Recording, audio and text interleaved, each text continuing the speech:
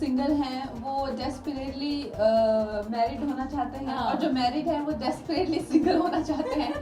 तो ये हम लोग डिसाइड ही नहीं कर पा रहे कि actually is it good to be in relationship और is it bad. I think अगर आप खुद की कदर करते हैं और आप खुद से प्यार करते हैं तभी कोई आपसे प्यार कर सकता है। और ज़्यादातर लोगों में मैंने ये देखा हुआ है कि वैलेंटाइन को काफ़ी डिप्रेस हो जाते हैं, जैसे कि उनको एक जो फिल्मों में देखा होता है कि एक बलून नहीं मिला या केक नहीं मिला या फ्लावर्स नहीं मिले, तो उनको लगता है कि उनकी ज़िंदगी का कोई मकसद ही नहीं है। आई थिंक ये बहुत ही क्लीशे थिंकिंग है and high time we think this, we change this thinking. क्योंकि ऐसा नहीं है कि अगर आपको किसी और ने ये गिफ्ट्स नहीं दिए, प्रेजेंट्स नहीं दिए, तो आप अपने लिए नहीं कर सकते। आप उसी पैशन से अपने लिए भी एक अच्छा जो है, भले ही कार्ड या ग्रीटिंग ना खरीदें, but by a beautiful gift for yourself.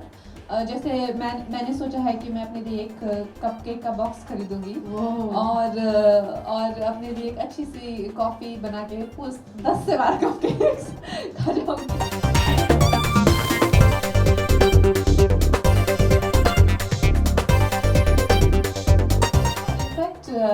Being an actor मेरे लिए तो कपकेक्स और फ्राइज़ ऐसे जैसे जन्नत में होना तो मैं अपने लिए छोटी सी जन्नत क्रिएट करूँगी।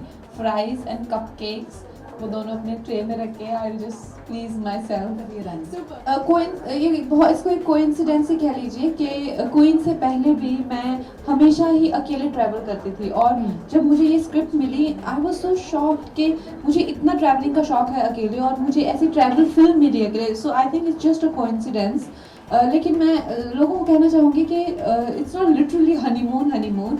It is a travel film जहाँ पे लड़की जाती है और एक्सप्लोर करती है जो उसके इनर डीमंस हैं, जो कि हमारी फिल्म का मेन जो प्लॉट है। It's not about achieving something और गेनिंग समथिंग और it's not about a goal is more within, like the girl has major issues, जैसे उसमें confidence नहीं है, वो she cannot stand up for herself। तो कैसे जब वो explore करती है और सबसे पहले explore दुनिया को करती है, that is the external goal, लेकिन वो अपने आप को explore करती है, that's the internal goal of the protagonist।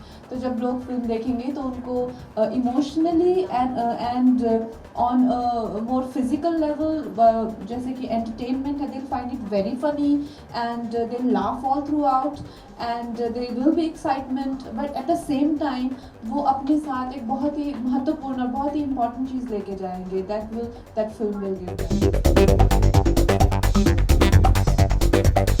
the opportunity of finding someone who is beyond your expectations is the best thing of being a single। क्योंकि जब आप किसी के साथ होते हैं you do, चाहे वो रिलेशनशिप 6 महीने चले, 6 साल चले, 60 साल चले, but you do feel that अच्छा आप एक पॉइंट पे आ गए हैं जिंदगी में and this is the person you will end up with, right? This is the general thought in a relationship।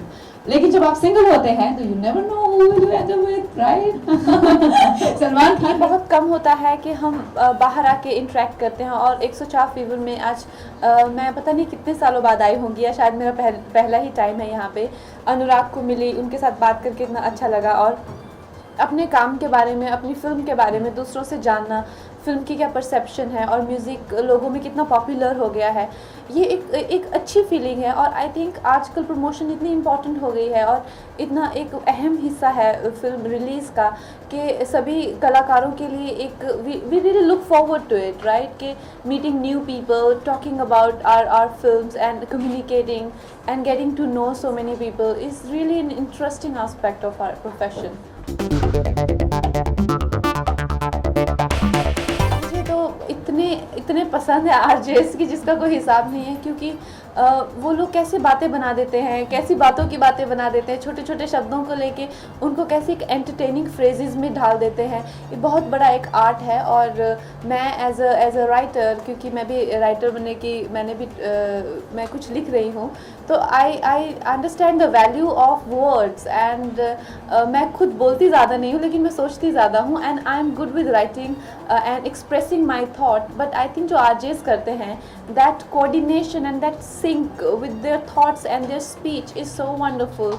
And I really appreciate it. Really nice to sometimes hear so जैसे कि इन्होंने जो jokes बोले मेरे करके run out को लेके, और जिस तरह से मान्या सुरवे को लेके, जॉन को लेके, तो इतना ह्यूमरस और इतना एंटरटेनिंग कर देना एक डे टू डे की कॉन्वर्सेशन को, सच ए डिलाइट.